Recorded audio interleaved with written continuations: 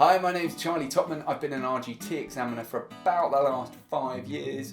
I assess the guitar, bass and ukulele exams. I would say probably memorising as much material as you can if you haven't already.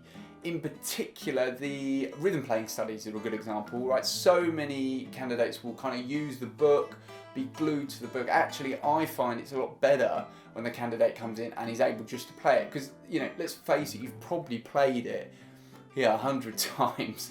You probably know it better than you think. So trying to get away from using the book where you can. Obviously, there are instances where you're going to need it, but even with some of the pieces, you know, particularly on the rock and the acoustic grades, actually not having the book with you, you're able to concentrate more on the music and less on the page. Obviously, quite a lot of things, but I suppose prompt responses is probably a good place to start. So being able, you know, if you're aiming for the high marks, which I'm sure everyone is, you've got to be able to provide responses that are just quite prompt and clear and confident. You know, if you kind of go an E flat, you stand less chance of getting a high mark. So on the spoken responses as well, try to rehearse your kind of responses. You know, sometimes you know roughly what you're going to get asked. Be confident about what you're saying and try to be relatively concise if you can.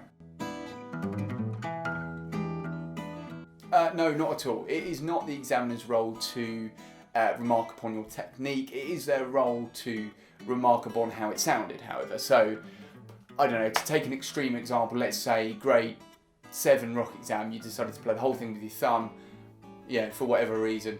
They're not going to remark on the fact that you use your thumb, but they are definitely going to remark on the fact that let's maybe assume that clarity was lost because you used your thumb.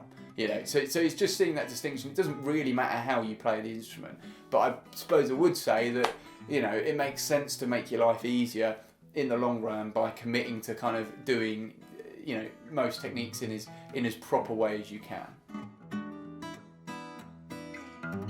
I would probably talk about the formality of the whole process. So, for example, a lot of my students, if they're having their first exam, I will run a mock exam where I try to make them feel as if they're in an exam. So, you know, there's no conversation, you know, there's no remarks about how they did.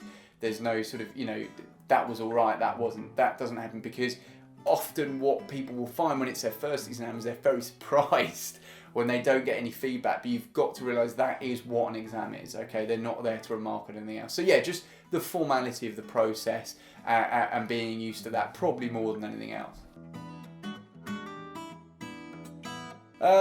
Just don't fight them. You know, you're going to feel nervous in an exam of any sort. You know, it's pretty much an inevitability. You know, and that's not necessarily a bad thing. I think if you fight them, it kind of compounds and it kind of gets worse. Just accept the fact you're going to feel a bit nervous. It's fine. Everybody does.